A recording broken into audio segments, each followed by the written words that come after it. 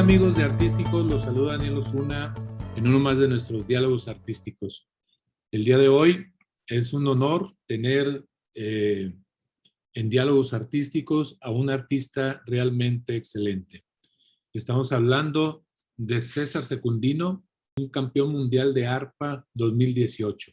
Y estamos hablando de campeón mundial realmente porque ha competido con los principales arpistas de todo el mundo. Él se ha formado desde Nuevo León, desde Coahuila, desde edad temprana y ha logrado una excelencia en el manejo del instrumento del arpa. César, te agradezco muchísimo tu presencia en nuestro diálogo y te doy la más cordial bienvenida. No, al contrario, gracias por prestar el espacio, por aquí, por la charla. Un honor para mí aquí compartir la experiencia. Bueno, mira, vamos a pasar una semblanza tuya en audio y enseguida pues echamos ya la platicada en forma y vamos a escuchar un poco de tu semblanza. César Secundino es un arpista, arreglista y compositor nacido en Torreón, Coahuila, en el año de 1985. Su introducción a la música fue por medio de la guitarra clásica e inicia sus estudios en la Escuela Superior de Música de Coahuila. Secundino después obtiene la licenciatura en la Universidad Autónoma de Nuevo León y junto con el maestro José Enrique Guzmán Marín inaugura el primer departamento de arpa en la universidad en el año del 2005. Después continúa sus estudios en el Conservatorio Superior de Música de Aragón, en Zaragoza, España, en donde su pasión por el jazz y la música del mundo contemporáneo aumentó. Además de esto, cuenta con una maestría en Berklee College of Music. Gracias a su talento, César ha llegado a presentarse en importantes salas de concierto en países como Rusia, Ucrania, Bélgica, Alemania, Portugal, Brasil, Colombia, China, entre otros. En el año del 2018 gana el título del mejor arpista del mundo en The World Harp Competition con sede en Holanda. Actualmente genera proyectos de experimentación sociomusical enfocados en la reapropiación de la cultura en México. Pues regresando al tema, mi estimado César, te agradecería muchísimo pues nos explicaras, nos comentaras todas tus anécdotas y todos tus trabajos que te han llevado a lograr esta excelencia en el manejo del instrumento del arpa. Muchísimas gracias de nuevo por tu presencia y adelante. Pues fíjate que el inicio de todo fue porque tenía un tío que era director de teatro y yo me acuerdo que desde muy chico me llevaban a sus obras de teatro. A mí me gustaba mucho, me apasionaba ver ahí todo el espectáculo. Tengo como muy grabado en mi cabeza un día que presentaron una obra de teatro y trataba de cuando estaban lo de las muertas de Juárez, que desaparecían chicas y así. Entonces al final de la obra, uno de los actores es un papá que pierde a su hija y se mete tanto en el personaje del actor que cuando vamos a saludarlos al camerino, porque siempre era de ir a ver la puesta en escena y al final íbamos y saludábamos a los actores y a mi tío ahí, a todo el reparto. Y cuando pasamos atrás a saludarlos, o sea, se metió tanto en el personaje el chico que estaba desesperado como llorando, estaba en trance. O sea, fue como sentir esa sensación o esa experiencia de vivir así, el estar en el escenario, a mí me marcó mucho. Y me acuerdo que también esa vez le dieron un reconocimiento a mi tío. Okay. Y por cierto número de representaciones. Esto te estoy hablando fue en San Pedro, Coahuila. Okay. Llevaban las obras. Él trabajaba, lo que él hacía, él fue uno de los iniciadores del teatro en La Laguna. Se llamó Jorge Méndez, ya falleció. Y él lo que hacía era trabajar con reos.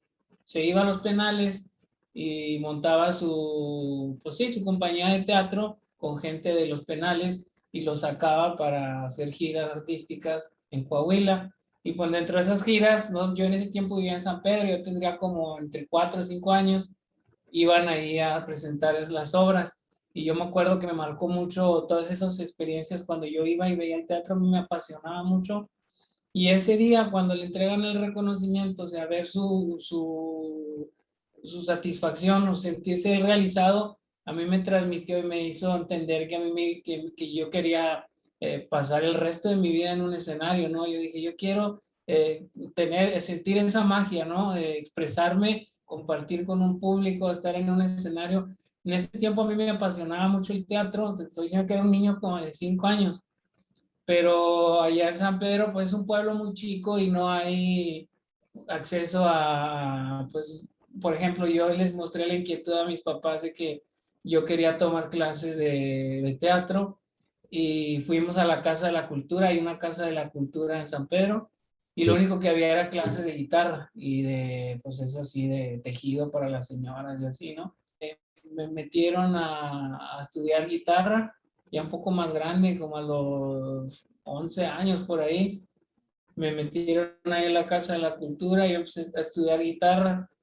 Entonces un día conozco por ahí a un vecino que vivía cerca, que estudiaba en la Escuela Superior de Música de Saltillo, en la Universidad de Coahuila. Ajá. Y entonces llega ahí de visita platicando y dice, no, ¿y tú qué haces? No, pues yo estoy estudiando música en la Escuela Superior de Música. A mí en ese tiempo yo ya estaba muy enganchado con la música porque me gustaba mucho la guitarra. Yo no sabía que había escuelas de música en ignorancia, ¿no? Porque pues vivíamos en un pueblo y ahí pues aprendes guitarra de un amigo que te enseña, de un tío, o vas a los talleres de la Casa de la Cultura, pero en mi mundo no existía una universidad que te ofreciera estudios de música. Entonces yo me puse a investigar y como es una carrera muy larga en ese tiempo, eran 8 años la carrera, te dejan entrar desde que termina la secundaria. Ok. Y yo me acuerdo que en ese tiempo estaba por terminar la secundaria y me puse a investigar ya, y les dije a mis papás, quiero ser músico, me quiero ir a estudiar a Saltillo, a la escuela de música. Y Mm. pues ya sabrás, ¿no? Lo mismo de siempre, de que no, te vas a morir de hambre, y sí, te vas a hacer bien borrachote. Y sí, ¿no? La verdad sí. Pero yo dije, en ese momento, perdón. No te moriste de hambre, pero sí te volviste borrachote, como es. Entonces en ese momento, yo pues mi reacción dije yo, pues me voy a morir de hambre, pues me voy a morir feliz, ¿no? Haciendo lo que me gusta, pues entregado a lo que me apasiona. Me fui para Saltillo, hice ahí el examen de admisión, me aceptaron y ahí estudié guitarra como por 6 años. La carrera eran 8. Y entonces un día en una clase que estaba yo tomando con el maestro Javier me dice, oye, es que necesitas aprender a ser más expresivo con tu instrumento, necesitas aprender a orquestar con tu instrumento, Ajá. piensa en un arpa. Y en ese momento yo pensé y dije, pues no, el arpa nunca la había escuchado, o sea, nunca había visto un arpa así en vivo, no conocía, no había escuchado más que en la lotería, ¿no? De que el arpa es buenas. Y Mm. pero nunca había estado yo en contacto con un arpa. Entonces en ese tiempo pues no existía ni YouTube, ni, o sea, el internet no era tan accesible como ahorita todos estos medios de difusión de cuestiones auditivas, visuales. En ese tiempo tenías que irte a una tienda, si tú querías saber cómo suena un arpa, vete a una tienda de discos, cómprate un disco y escúchalo pues, en tu estéreo, ¿no? Era así como porque no existía ni YouTube, ni todas estas plataformas que ahora facilitan mucho eh, pues el conocimiento de todas estas cosas. Entiendo que Pues yo me acuerdo que fui sí, yo me fui a una tienda de discos, me compré un disco de un artista que se llama Ángel Padilla, se llamaba, ya falleció hace un par de años. Ujú. Y lo pongo en el estéreo y escucho el primer track, me acuerdo que era una sonata de Scarlatti, un compositor barroco. Y en el momento en que escucho las primeras 4 o 5 notas, a mí yo quedé, me enamoré del instrumento y yo dije, quiero dedicar el resto de mi vida a tocar ese instrumento.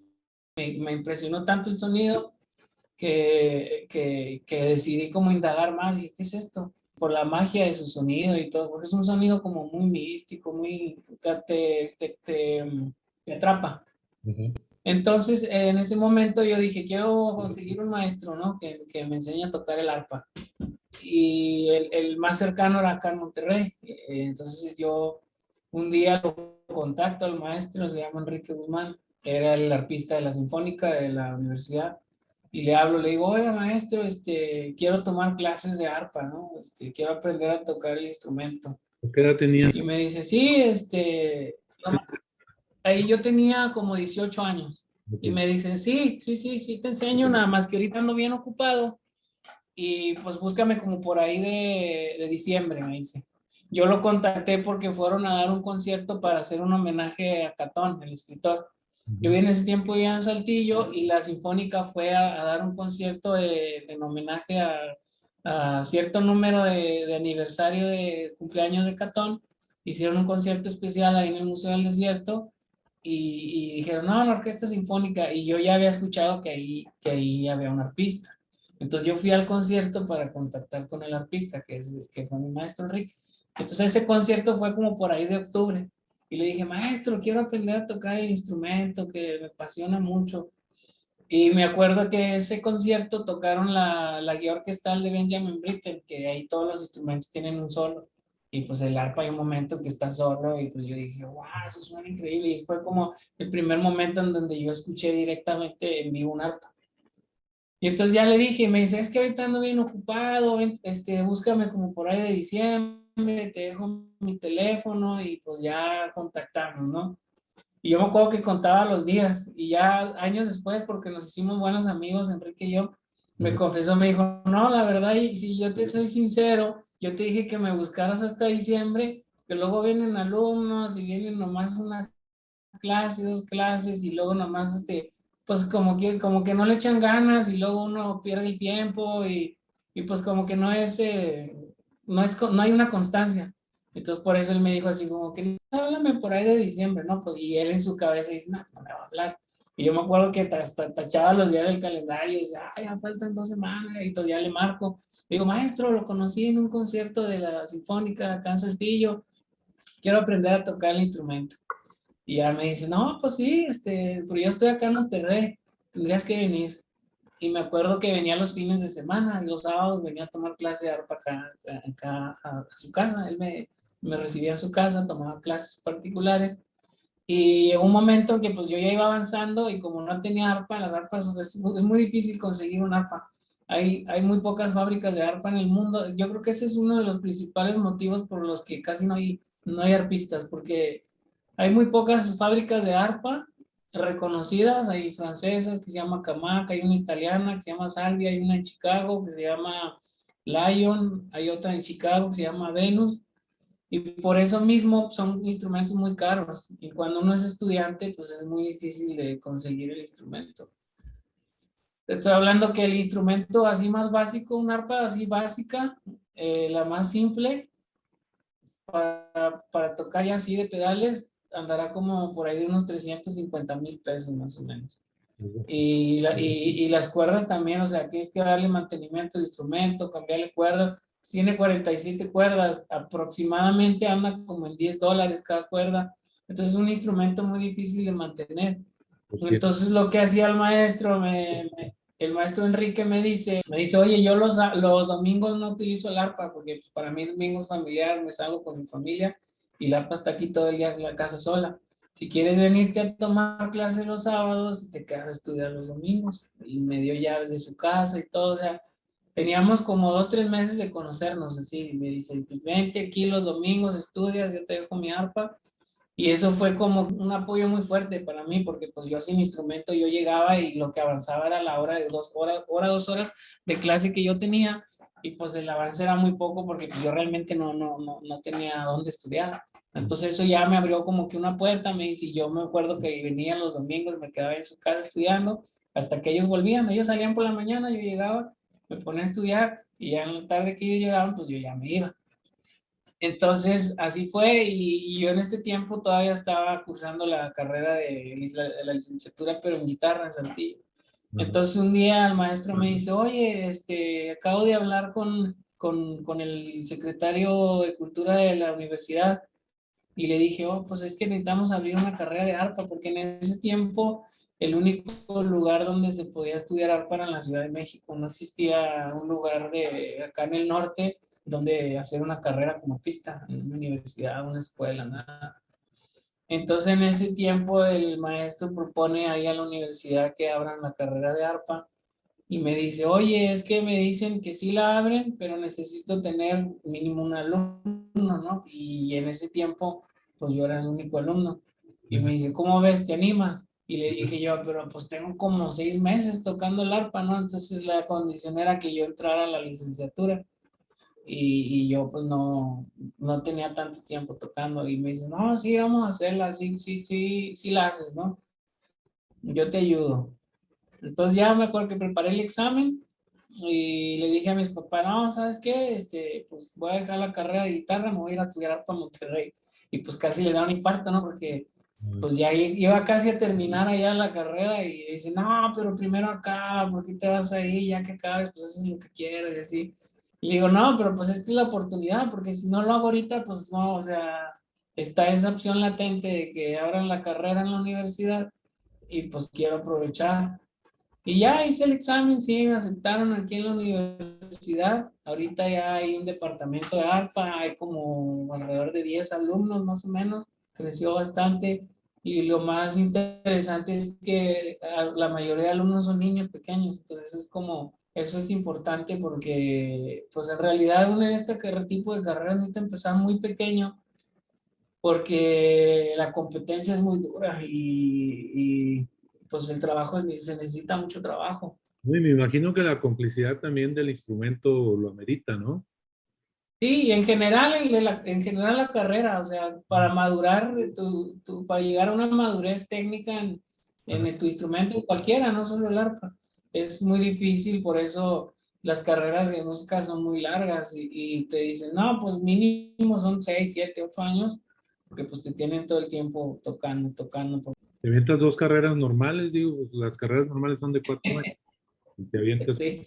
casi casi te ¿Y avientas vos? una carrera de medicina también ahí, pues, que son como 6, 7 años, ¿no? Y luego sales y no hay jale. Muy mal. Oye, pues entonces, pues te convertiste en el primer estudiante graduado de la carrera de arpa. ¿Ella era licenciado en arpa o cuál era el título del Ahí, sí, maestro? ahí era una licenciatura en música, la que saqué ahí de la uni. Nada más que yo empecé como a los 19 años más o menos la carrera. Ujú. Empecé muy tarde porque estoy comentando que, por ejemplo, para empezar en esta carrera, tienes que empezar, por ejemplo, en el conservatorio empiezan como desde los 8, 7, 8 años. Wow. Y entonces, como yo empecé muy tarde en el instrumento, pues yo sentía, o sea, estaba consciente, ¿no? De ese hueco que me faltaba. Y yo por eso mi inquietud fue, dije, no, pues tengo que seguir estudiando, no me puedo quedar así, porque si me quedo así, pues... Y me pasó porque en ese tiempo cuando me iba a titular, fui a un concurso a la Ciudad de México de arpa. Sí. Y en la Ciudad de México sí hay muchos arpistas, en ese tiempo todos estaban concentrados allá, porque era el único lugar donde se podía hacer la carrera de arpa.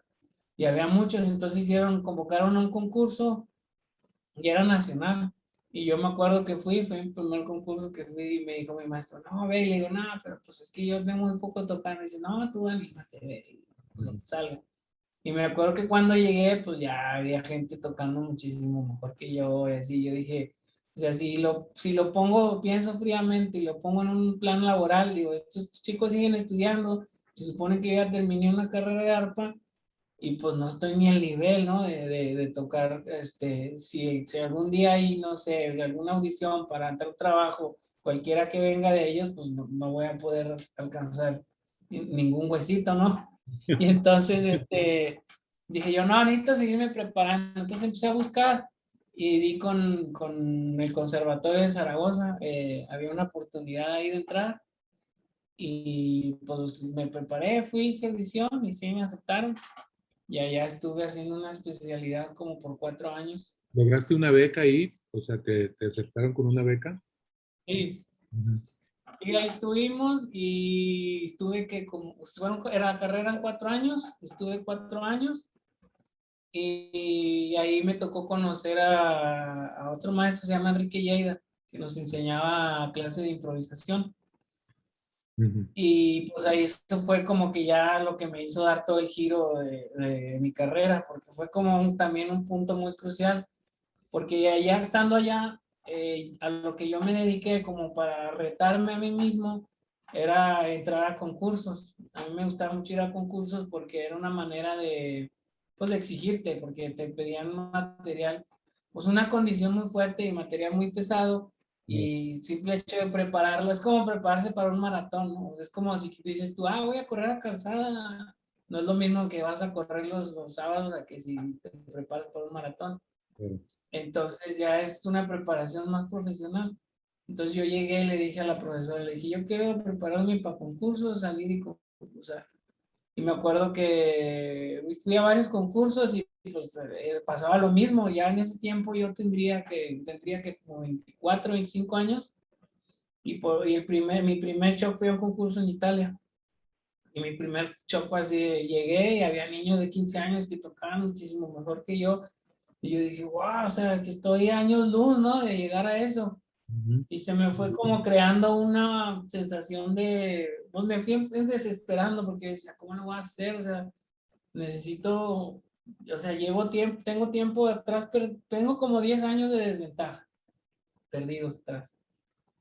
Y entonces seguí yendo. Me acuerdo que el último concurso que fui fue en Rusia.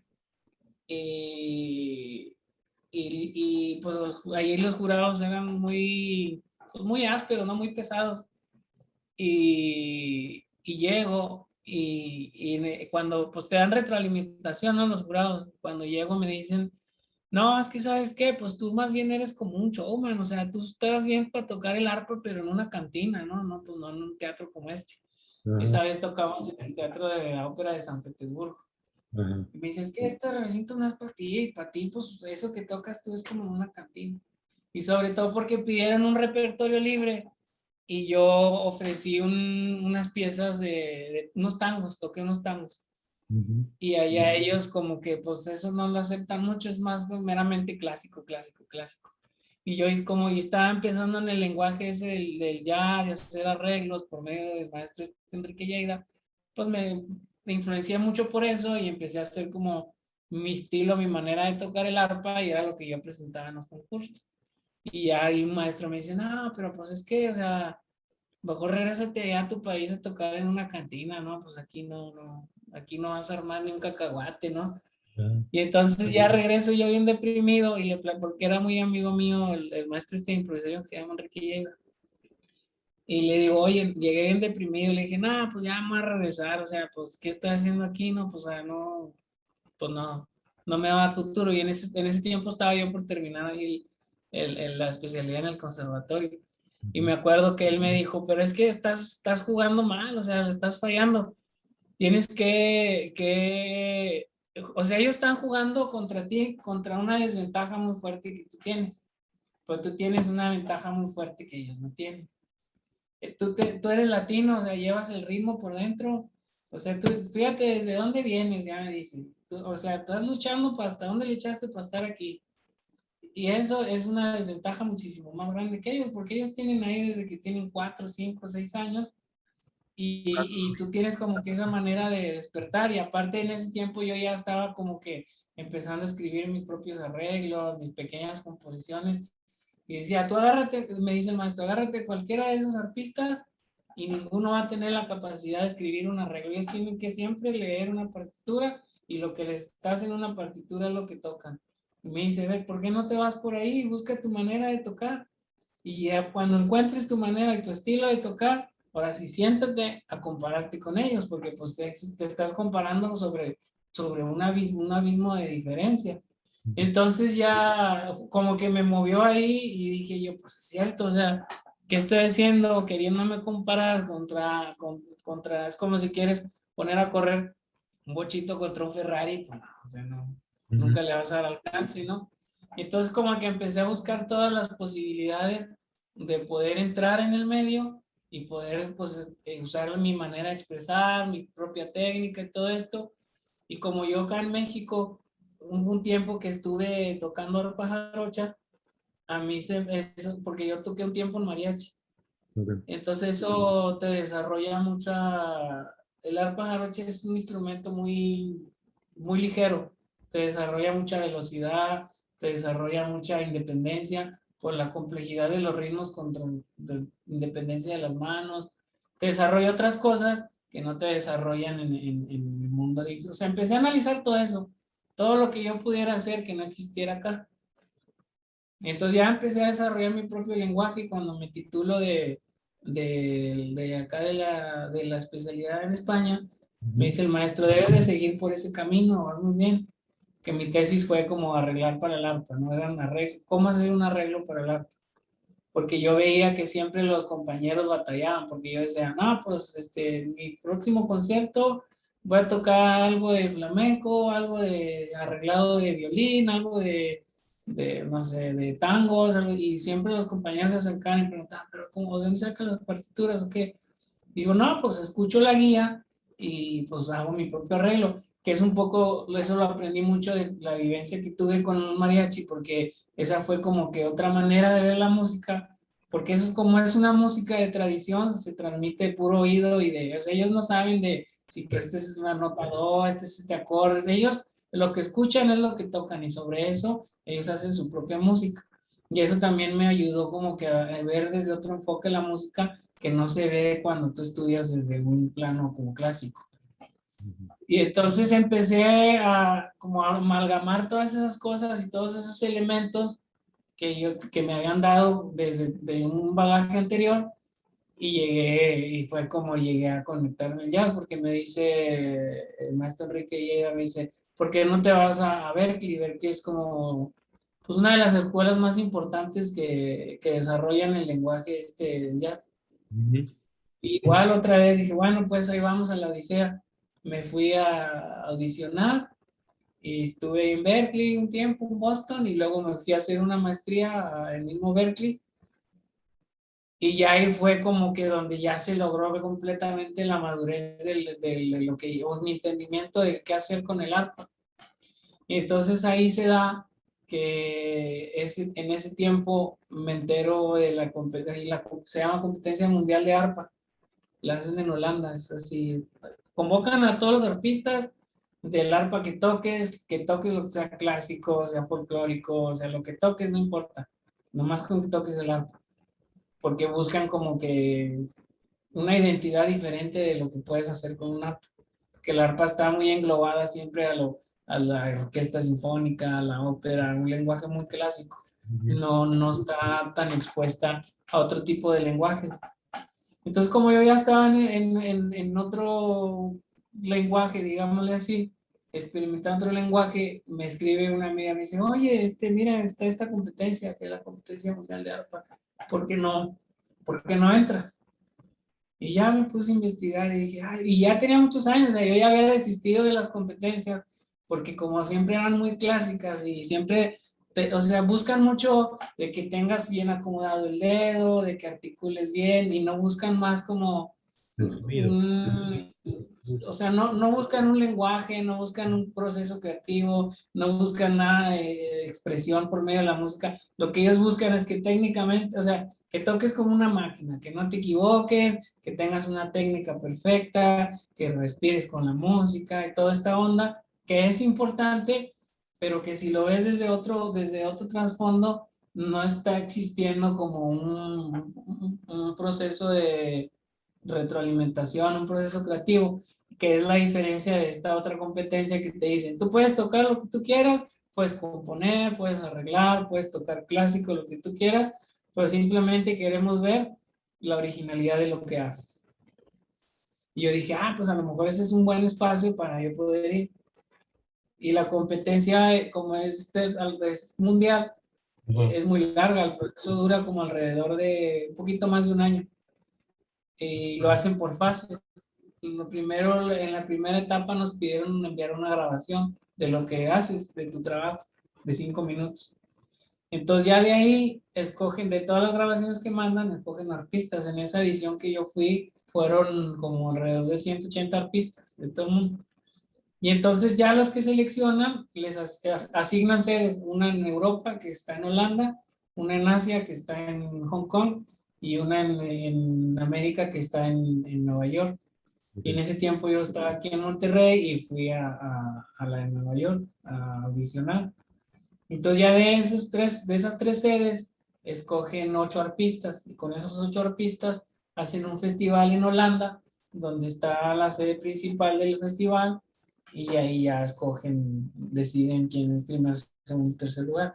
Y ahí pues yo ya había encontrado pues como mi propia manera de tocar el instrumento y mi propia manera como de expresarme en el instrumento. Y ahí fue donde ya tuve la oportunidad de ganar esa competencia. Es importantísima, ¿no? Pues es como un campeonato mundial de arpa. Y, pues es que se supone que es así como pues sí, la competencia más importante. Como me comentabas ayer, es el Oscar del arpa, ¿no? Sí, sí, como ir a las Olimpiadas o así, ¿no? Ajá. Ese es un gran logro, ¿eh? Pues, o sea, bastante. Después de 180 artistas, poder lograr ahora sí que el campeonato, como dicen, pues muy, muy, muy meritorio. Pero la satisfacción más fuerte fue que no, o sea, porque mi proceso en el arpa fue un poco difícil porque empecé muy tarde, me costó mucho llegar a tocar bien y sobre todo que como yo llegó un momento en que ya buscaba una dirección muy específica que era muy alejada a la que normalmente se usa en el arpa, pues hubo muchas veces que se ponían muchas trabas que no, ¿por qué tocas eso? No, ¿por qué haces eso? No, esto no sirve, no, así no, no hagas eso, mejor estudia bien lo clásico, no.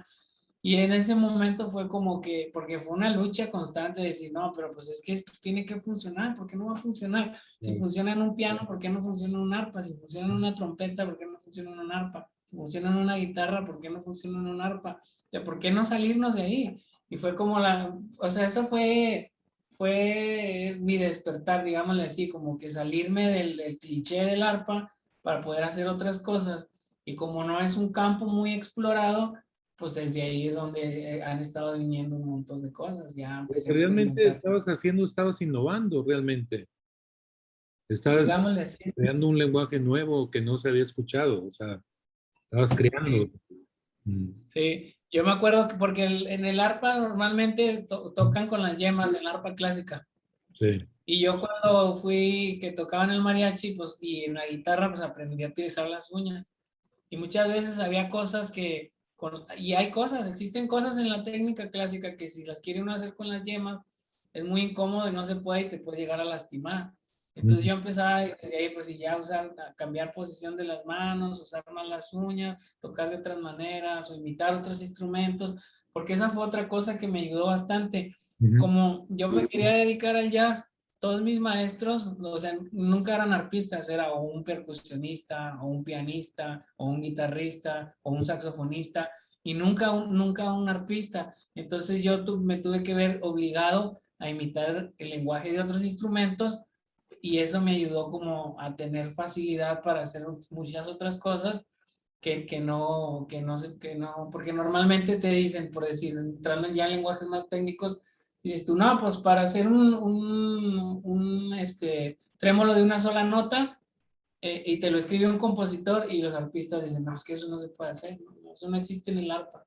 Pues Ujú. claro que existe, lo único que tienes que hacer es utilizar las uñas, o Claro. utilizar una posición diferente de la mano, o acomodarte de otra forma. Nada más que ellos están, como te comento, acostumbrados a estarlo todo el tiempo lo mismo todo el tiempo, que no se salen de ese lenguaje técnico Sí. y pues terminan siempre, o sea, no explorando otras cosas, pues. Pues ahí aburridos dando conciertos a lo mejor. Pues te das cuenta, me acuerdo que en la sinfónica, porque un tiempo estuve tocando en orquestas, Sí, pues es un trabajo, yo creo que es el trabajo más fácil de un músico, entrar a una orquesta, ¿no? Es como el puesto godín de un músico, ¿no? sí. Entrar a trabajar en una orquesta, porque pues tienes tu horario fijo, tu sueldo fijo que te llega quincenalmente, a diferencia que si ya empiezas a freelancear o así, va a haber meses donde te lleguen 3, 4 conciertos y va a haber otro donde te va a llegar uno y va a haber momentos que se te da un desmadre, y si tú estás en una orquesta, pues siempre nomás vas a llegar de 9 a 12 a leer tu papel y vámonos a la casa, y el día siguiente 9 a 12 leer tu papel, a la quincena te pagan, tienes tu sueldo seguro. Ujú. Y entonces yo me acuerdo que un tiempo viví ese proceso, trabajé como 6, 7 años en orquesta, y me acuerdo que era así de contar como 300 compases de silencio, y luego hacerle trrrr, y vámonos a cobrar. Y yo decía, pero pues es que esto no está dando ningún crecimiento ni nada. De repente cuando te iba bien, los 3 acordes, clink, clink, clink, clink. Y ya triunfó el arpa, así tocó, ¿no? Ahí estaba, ¿no? Y era así como, para mí era desesperante porque pues, o sea, realmente no, está siendo parte de un proceso que es un todo en la orquesta, pero desgraciadamente está como que muy abandonada, muy desaprovechada. De repente tú escuchas ahí un solito de 1 minuto de arpegios, clink, clink, clink, clink, y hasta la siguiente temporada te vuelve a tocar algo así. Porque no, o sea, 2, 3 conciertos tocas y ya no, y lo que tocas son puros glissandos, así. No, y aparte No, lo que haces, o sea, lo que logras con un lenguaje nuevo, pues yo creo que es algo que también el público busca, ¿no? O sea, escuchar nuevas cosas, nuevos ritmos, nuevos lenguajes.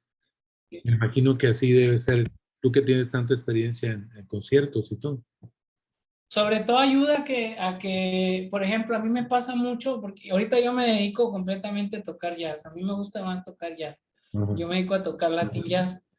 Y cuando toco en conciertos, siempre no falta la persona que dice, oye, yo no sabía que me gustaba el jazz, para mí esa música está bien aburrida.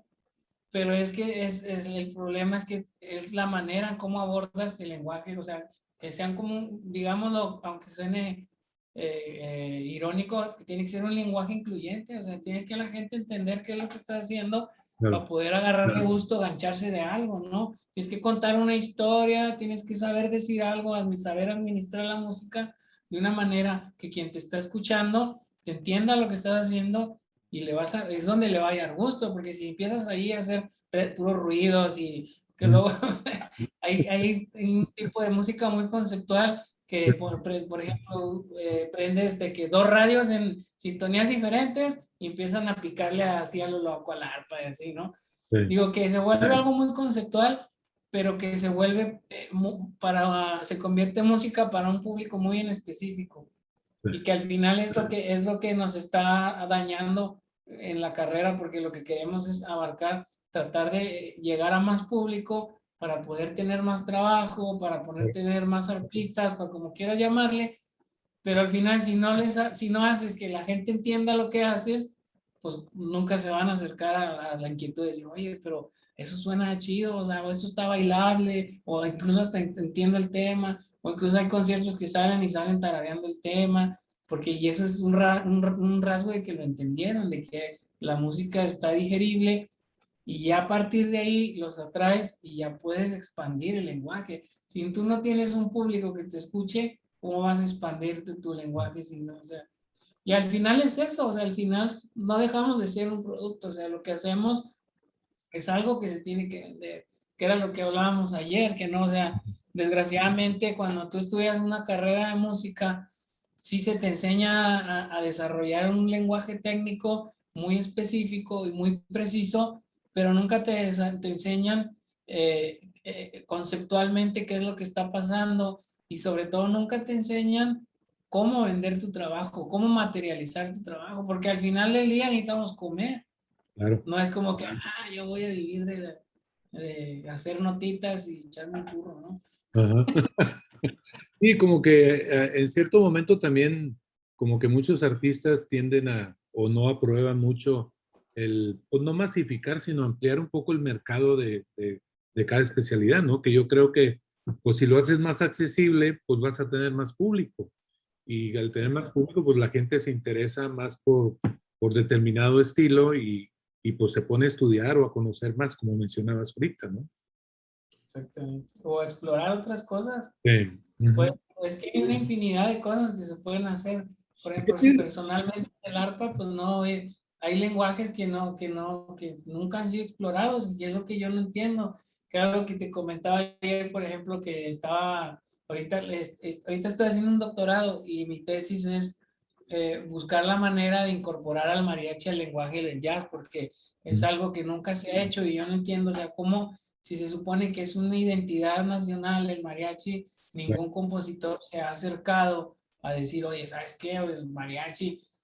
Y mucha gente dice, pues es que el mariachi toca puras rancheras, toca puras cumbias. Pues exactamente por eso, o sea, acércalo a tu lenguaje para poder expandir, o sea, y hacer que como Claro. en su momento lo hizo Piazzolla, ¿no? Que el tango era música de burdeles y lo que él hizo es adoptar el tango para llevarlo a un nivel de concierto y ahorita el tango es un género que puede caber dentro de la música clásica, dentro del jazz, dentro de un lenguaje muchísimo más amplio y no solo una música que se dedica a acompañar teiboleras bailando, ¿no? Que era el principio del tango. Y eso mismo pasa, que porque, por ejemplo dicen, estamos muy devaluada esa música, porque si entre músicos hablas, sí, pero pues los mariachis nomás saben 3 acordes, ¿qué hacemos? Pues exactamente, eso trata, de enseñarles a tocar otro lenguaje para que se pueda expandir el lenguaje y pueda crecer musicalmente, y por medio de eso puedes llegar a más gente, porque yo creo que el 99% de las personas que conozco les escuchan un mariachi y se sientan a escucharlo. Claro.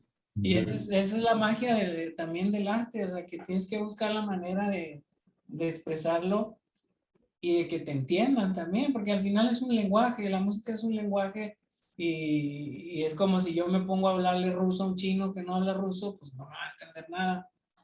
Es lo mismo, la música es lo mismo, o sea, tiene que ser algo que la misma gente entienda para que pueda acercarse a eso.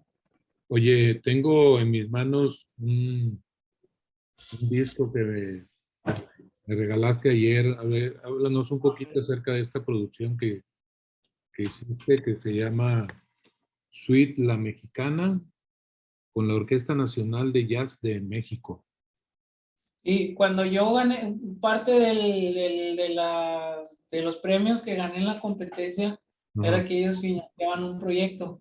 Ujú. Y yo en ese tiempo vivía en Europa.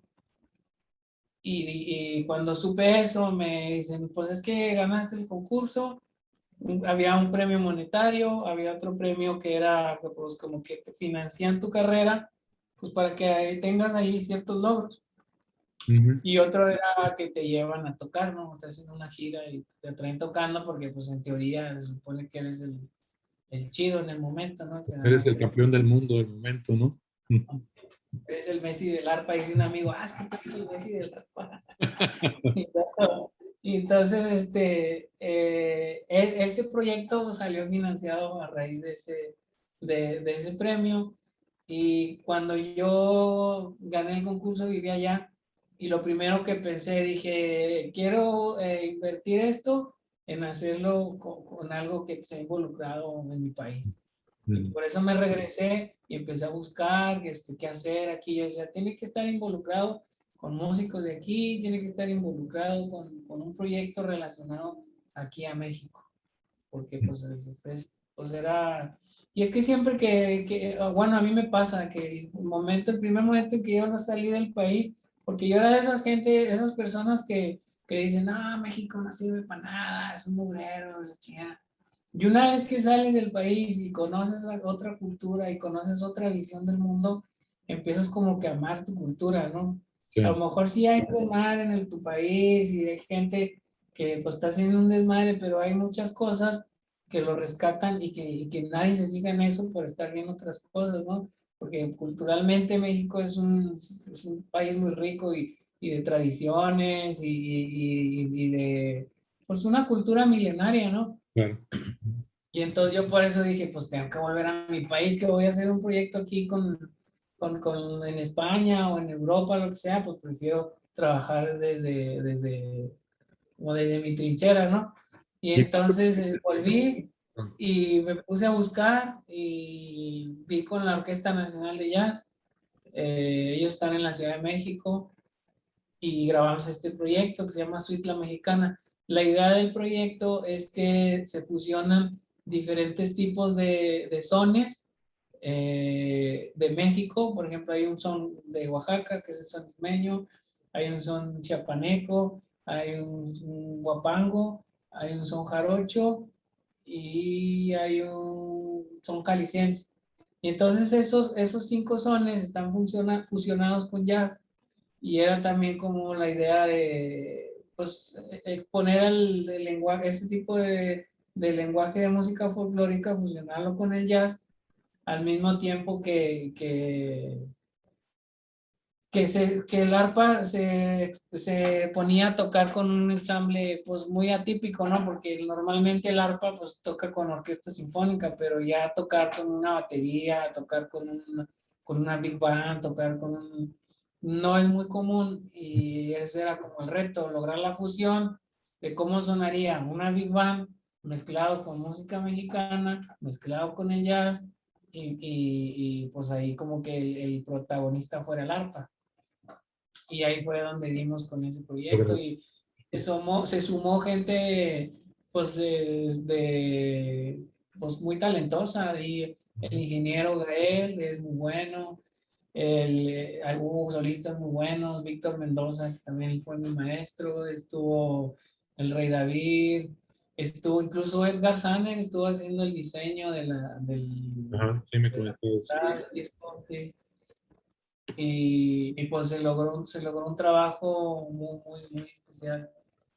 Eso desde luego no lo vendes en ninguna discoteca ni nada, ¿verdad? O sea, ¿dónde pueden? No, está en Spotify, Ajá. se llama Suite Mexicana, ahí está en Spotify, pero no, es una producción independiente, no sé. Y aparte Se tiene... mandó, se mandó un tiraje a Holanda, que era pues donde se Ok. financió el proyecto, y allá por ahí hay algunas bibliotecas y sobre todo museos, ahí hay algunos discos, pero no, o sea, del tiraje que se mandó para allá, porque era pues la condición, ¿no? Que Sí. pues, mandanos unas copias, ¿no?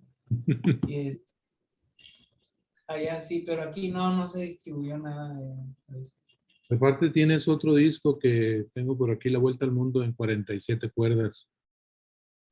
Sí. Ese lo grabé cuando estaban en el conservatorio en España, hicieron un concurso de solistas del conservatorio. Ujú. El premio era hicieron una serie de conciertos como una gira, Sí.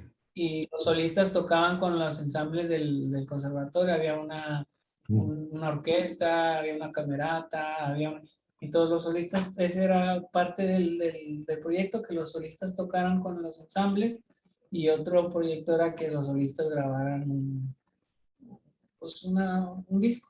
Ujú. Y yo en ese tiempo fue como que mi primer salida del lenguaje completamente jazz, clásico, que ya empecé a hacer arreglos y otras cosas, por ahí toco las chardas en el arpa, por ahí toco algo de tango, toco algo de música española, toco algo ahí de diferente, como de música del mundo, por eso se llama, de hecho con ese proyecto fue con el que gané la competencia mundial de arpa.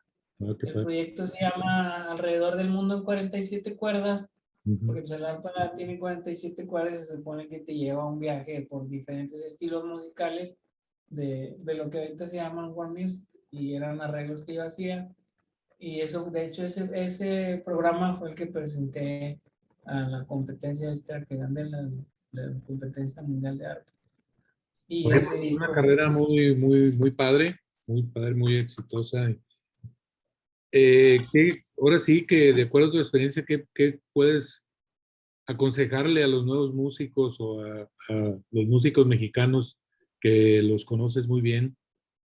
¿Cuál, ya sea que estén estudiando o que ya estén en carrera o en alguna práctica ya profesional que estén haciendo? ¿Qué Pues, consejo?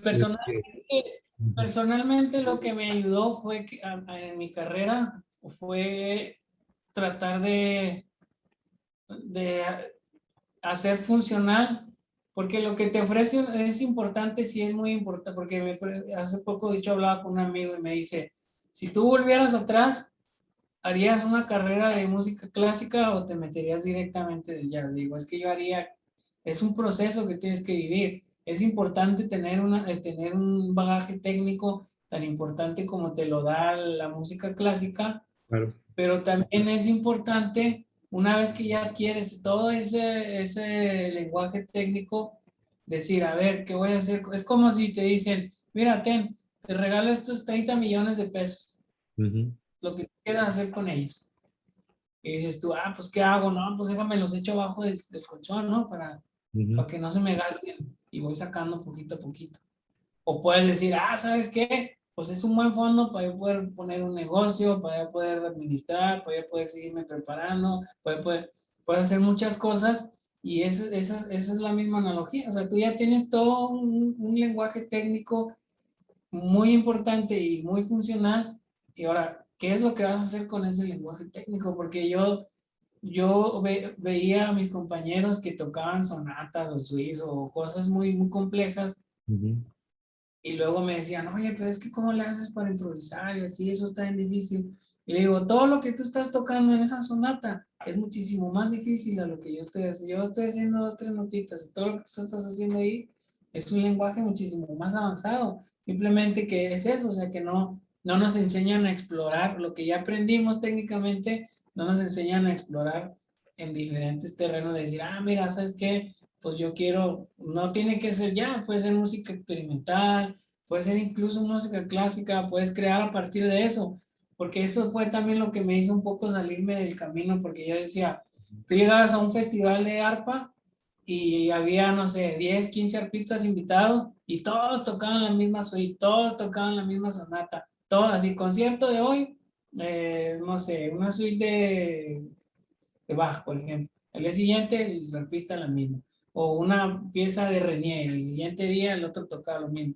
Ibas a competencias, había 30 40 arpistas tocando todo lo mismo. Y yo decía, pero pues, ¿por qué tocar todo lo mismo, no? O sea, si hay tanta música y a partir de la música puedes crear otras cosas nuevas, explorar otro lenguaje, ¿por qué todos hacen lo mismo, lo mismo? Pues sí, es un lenguaje que adquiriste para aprender a mover los dedos y para tener un entendimiento musical. Ahora eso puedes utilizarlo para explorar y para hacer otras cosas y pues para expandir un lenguaje. Yo creo que también mucho es la pasión, ¿no? Por el instrumento, por lo que te provoca el tocar el instrumento que estás. Es como con el artista plástico. Lo que tú estás ¿Sí? comentando se da igual en el artista plástico, que tienes que saber primero la técnica y tienes que darle, practicar y proponer y buscar un estilo hasta que llegues a un estilo propio, que es lo que yo ¿Sí? ya te da el posicionamiento dentro de un mercado específico, en este caso de la pintura o la escultura, lo que tú quieras. Me imagino Ah, que debe ser igual que la música, ¿no? Por lo que estás comentando. Porque sí, sí. lo que te mantuvo aquí durante tantos años es precisamente esa pasión que tú adoptaste desde pequeño, que dijiste, esto es lo mío. Y eso no es otra cosa más que una pasión y tenías que pasar el proceso de la práctica, de la técnica, de saber lo clásico, porque tú, como tú comentas, pues es mucha técnica y ya lograr tu estilo, lo que tú innovaste. Y eso ya es un propio, ya eso es lo que ya, por eso te conoce la gente, ¿no? Sí. Y siento yo que a partir de ahí, o personalmente lo que pienso, es Mm. donde empieza tu carrera artística, porque pues sí, te enseñan a interpretar un papel ahí lo que dice y seguir el guión y que no equivocarte y todo, Sí, pero es como si tú estudiaras idiomas y aprendieras solo como la gramática independientemente de lo que quieres reescribir. Pues ya aprendiste un idioma, pues aprendes a hacer frases, empiezas a escribir párrafos, empiezas a traducir qué quiere decir esto acá o acá, o el significado, incluso en un lenguaje dices una cosa y en el otro lenguaje va a significar cosas diferentes. Y es explorar todo el lenguaje, no nomás cuando vas a estudiar idiomas, no nomás aprendes letras y verbos y sustantivos y apréndanse todos estos 500 sustantivos. Ahora apréndanse todos estos 2800 verbos. ah, ¿Y para qué? ¿O qué van a hacer con esto? Pues, y eso es lo que muchas veces pasa en la carrera musical. O sea, te enseñan todo un lenguaje y llegas ya a un punto cúspide que dices tú, wow, o sea, esto que estoy tocando, pues ya tiene cierta evolución. Y llegas a ese punto, pero ya después no te dicen qué hacer con eso. O sea, no si te dicen, mira, ahora sí, a partir de esto sigue el proceso creativo. ¿Qué quieres tú expresar con todo esto que aprendiste a lo largo de estos 10 15 20 años? sí. ¿Qué quieres decir? ¿Qué quieres expresar? ¿Cómo te vas a expresar? ¿Cómo lo vas a expresar? ¿A quién lo vas a expresar? ¿Por medio de quién lo vas a expresar? Todo ese proceso creativo no te enseñan a desarrollarlo en una escuela y es como que esa parte que tiene uno que casi siempre explorar uno por su lado, es decir, pues mira, esto me suena a esto, y si lo mezclo con esto, pues va a salir esto, y así. Y difícilmente en una escuela te enseñan eso, no te dan esa facilidad, nomás te dicen, ahí están todas las herramientas, y ya tú sabes cómo usas el martillo, el serrucho, y ya tienes que, pues mira, el serrucho corta, pues el martillo puedes clavar, pues, pero ellos nomás te entran todo el material, y órale, a los chingazos ahí, a la obra, te entran con la maleta del maestro. Pues es que así es, lo que pasa es que mucha gente pues no quiere pagar el precio de eso, ¿no? O sea, del esfuerzo. Y yo creo que ahí se quedan como tú. Y es arriesgarse también, porque como te comento, a mí personalmente había bajones que me daban y decían, pues es que, o sea, la estoy cagando a lo mejor, ¿no?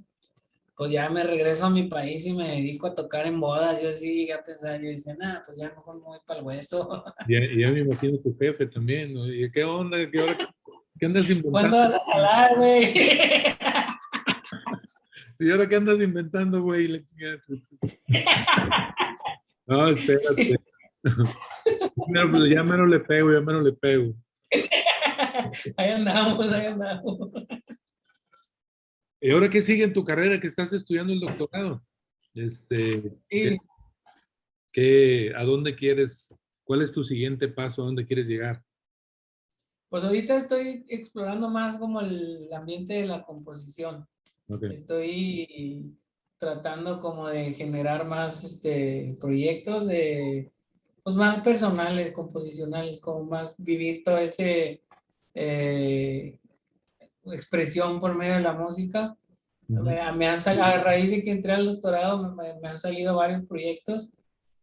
Por ejemplo, hice uno que se llama Deja Vu, que es el que he estado tocando. Es que busco también la manera de tener proyectos de ensambles grandes, proyectos en ensambles chicos y proyectos tocando yo solo. Oye, César, pues muchísimas gracias por aceptar la invitación aquí al diálogo y pues te agradezco muchísimo. Dinos tus redes sociales, dónde te pueden encontrar.